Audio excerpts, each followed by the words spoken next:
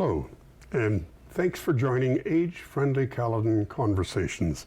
This is a segment series where we'll be talking about the services and supports connected with Age-Friendly Caledon. I'm your host, Ken Weber, and our segment for today, we'll be addressing the issue of Age-Friendly Caledon, how it exists, and here we have our guest, Katie Sawyers. Katie is the Age-Friendly Coordinator for the town of Caledon and is the project lead for the Age-Friendly Caledon Action Plan adopted in 2021. Welcome, Katie. Thank you for having me, Ken. My pleasure. Now, I've lived in Caledon 42 years, and I can tell you that Friendly Caledon makes a lot of sense to me. That's been my experience for all that time. But Age-Friendly Caledon is a whole new concept and a very interesting one. So can you tell us about it? What is Age-Friendly Caledon? So Age-Friendly Caledon was actually developed by the World Health Organization, I think around 2013.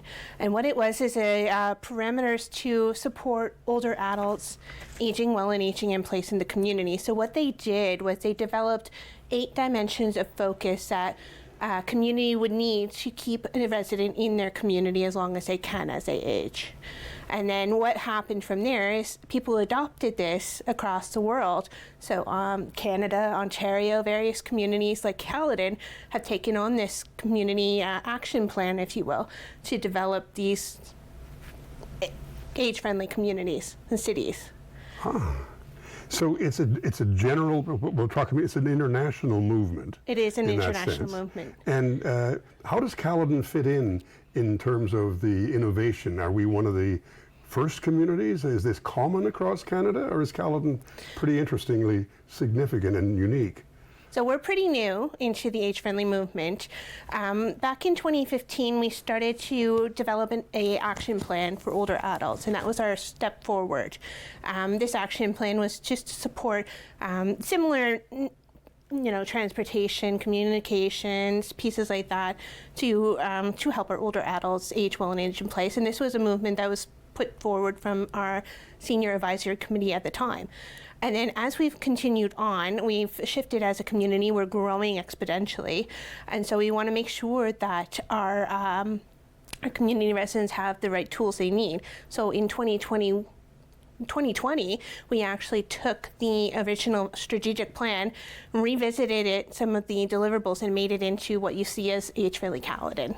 So what were the major developments when you changed it to the action plan? So what we did was we created those 8 dimensions of focus, such as housing, transportation, communications, community and health services, safety and accessibility, outdoor spaces, community involvement, like volunteerism and working, and respect and inclusion. So we created those pockets of focus, and then we created 45 deliverables that supported each in total, to say, this is what our community residents want, this is what our community partners, nonprofit organizations, clubs, such like that, want to see in our community. And so we just basically took what we already knew and just refreshed it, and then added pieces that were changed. I mean, we did end up doing this in the middle of COVID, during the lockdown as well. So you would see a lot of things around social inclusion and community programming, because a lot of that was on hold at the time. So residents were speaking up, saying that there's a big need for that, and there still is. I should think, yes, I should think. Well, now, so that the town has actually invested in this program. This is a town-supported program 100%. With budget and everything else that includes. Yeah, 100%. So Caledon is a bit unique in this sense, where we essentially are one of the few in Ontario that are municipally led. So there are other communities that are community-led, whereas volunteers and organizations, nonprofit organizations, take the lead on the action plan, where Caledon takes the lead on the action plan, bringing in all of those external supports to support the continuation and the sustainability of the plan. Because what we found is a lot of the times when there's lack of resources or volunteers tend to come and go sometimes. We want to make sure that there's a sustainability. So that's why Caledon has made the position that I'm in of age-friendly coordinator to continue this work on a regular basis and make sure that it's sustainable moving forward, and that change actually is put into the community. It's really quite remarkable. Okay, so can you give me an example of an organization or a committee within the town that relates to you and how you work with them to create Age-Friendly Caledon? So that's a great example. So we have the Age-Friendly Task Force, which is a council committee. The councillors select these members or volunteer members of the community, as well as some community liaisons and council liaisons. And they work as a steering committee with me to help guide the direction that I go in. So I'm not the only one who's saying where we're going and what we're doing. I'm not an older adult, I'm a younger person, so I may not know exactly what the need is. So we rely very heavily on the voices of our community, and this task force is that voice. Ah, very good. So I noticed that in the outline that I was given by you, because as I'm quite freely admit that Age-Friendly Caledon is new to me, and I find it quite fascinating. It says that services and supports available through your, well, as you age, services and supports are to be made available to you. Now, for example, can you give me an example of the kind of service that I as a senior could find if I was in some kind of difficulty? I would call your office, would I? Yeah, there's a couple different ways that you can go into. So we've become, as Age-Friendly Caledon, kind of a hub for information for residents to find information, programs or services. And we also support our nonprofits and our clubs and groups to succeed in, programs that they want to offer the community. So if there's something that the community wants, and say a new program on the west side of Caledon in Englewood or Alton, and we're looking at trying to support that as many ways we can. We will partner with, say, our Caledon Senior Center or our Caledon Community Services or a nonprofit like that. There's tons of things available. It's just a matter of knowing where to go, and that's our biggest challenge. So well, let's elaborate on that just a bit. When you say it's your biggest challenge, is it because the population generally doesn't know what's available? Because there's a lot available in Caledon, and so what is the biggest challenge that you've got?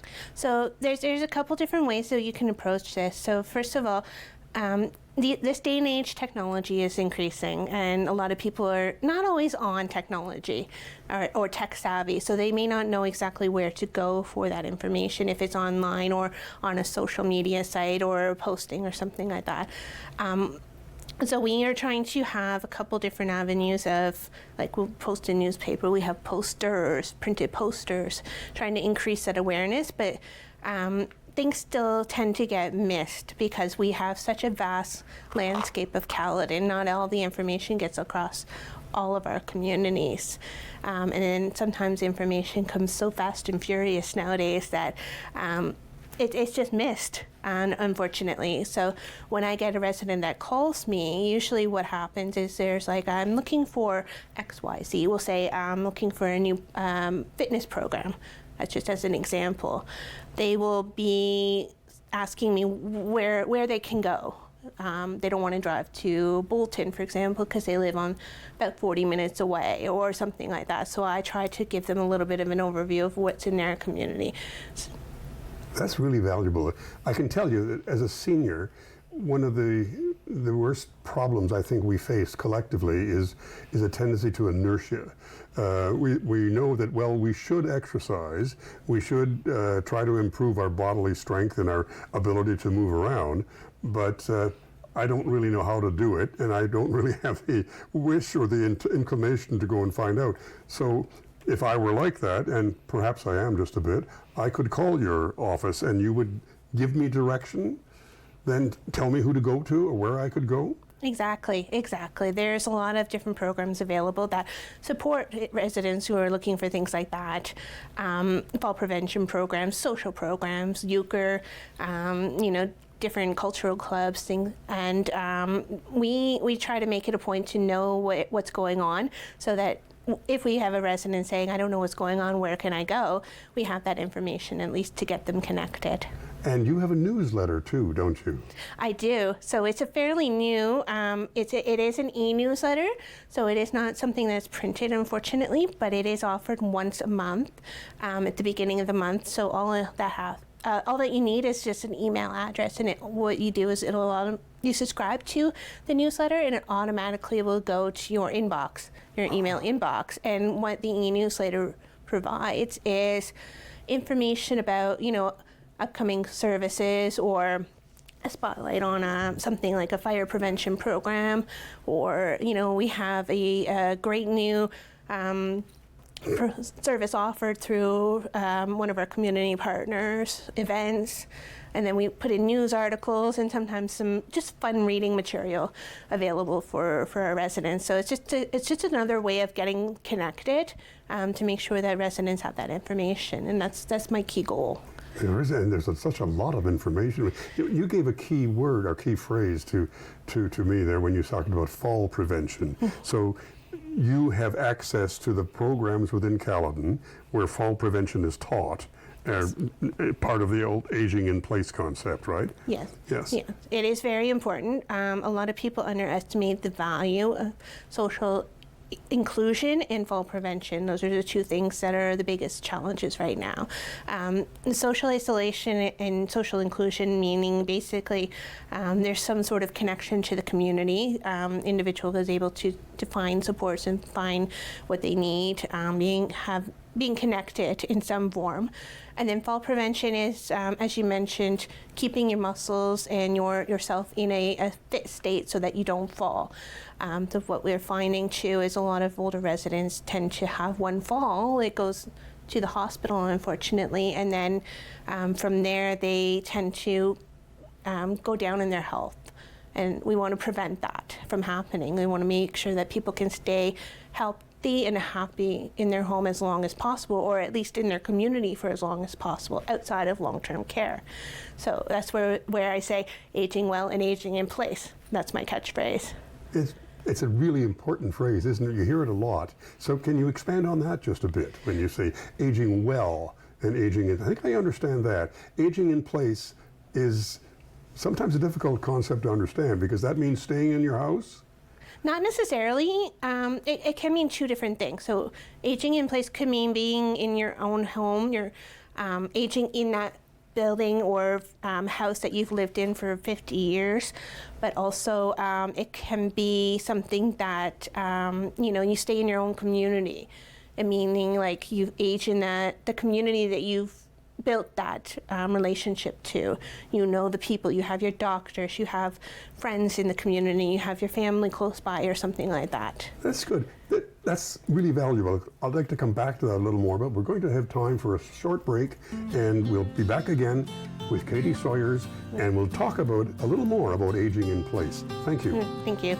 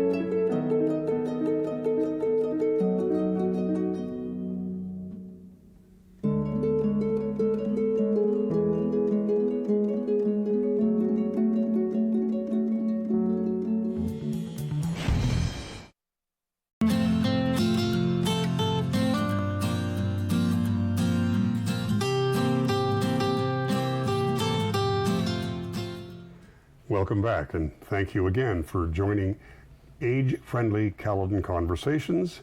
My guest is Katie Sawyers, who is the Age-Friendly Caledon Coordinator and lead on the Town of Caledon Action Plan for Aging Friendliness. And I have here a really interesting document. It is, well, as you can see, all of the information you need to know about Age-Friendly Caledon if you don't have Katie Sawyer sitting next to you to explain it. Katie, we were talking about housing and it went just before the break, and you pointed me to a page here in this booklet which says, the town of Caledon will advance policies and programs that expedite a full range of affordable housing options suitable to the needs of older adults across Caledon. I find that really important. Can you elaborate a little bit on that, please? Yeah, I think it's one of the biggest voiced concerns that we have right now for Caledon. We were talking about aging in place. So the majority of our community wants to age in our community, whether that's in their existing home that they had their family, that they raised their children in, or in a version of their home. I call it right sizing, not downsizing, but still in that community. And so what we're trying to do through the town is trying to provide those options, apartment buildings, condos, single level living options, home share programs, just things that people could look into to, if their home is no longer an option for them, if they can right size into something that's a little bit more suitable for them at that time in their life. And that's kind of where that aging in place model comes in. Huh. May I ask you something that's very personal to me, and I think it is to a lot of seniors. My wife and I are aging in place in our home that we've loved for 42 years, and we're constantly looking for more physically mobile people who can help us with property management and with repairs and things like that. Does Age-Friendly Caledon have an answer for some of those things? That's something we're working on for sure. We understand that is a huge challenge. Cutting your grass, shoveling your snow, just basic housekeeping sometimes can be a challenge around the house. So we're looking at various community supports that could help with those type of things. If there's lower cost service providers that can provide that lawn care for you on your behalf, so that it is less of a job, and then it'll help you stay in that home a little bit longer. A great program that the town has actually just started is a snow removal financial assistance program. It's a mouthful to say, but basically what it is financial funding that we're providing to low-income individuals to help with the snow removal from their homes. So the way it works is essentially you apply for the program and you need to be 65 plus and on GIS, which is guaranteed income support, or have a physical disability on Ontario Disability Support. And you can receive up to, starting in October, it will be $500 for the season to help offset some of the costs of the snow removal.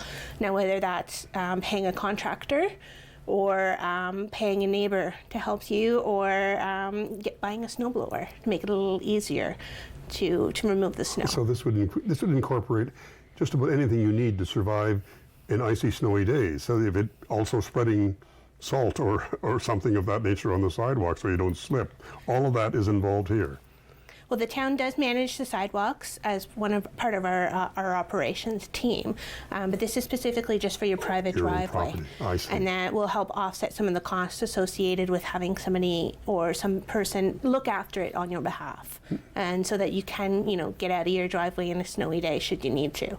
It seems to me it would be in the interest of service providers to tell you that they are available and these are the things that they could do, because it would be a connection for them as well, wouldn't it? With inexpensive advertising, if anything. 100%, and I have a lot of people who do share their information or upcoming services to me, and then I do try to send it out through the newsletter or through my various channels just so that the information can get out.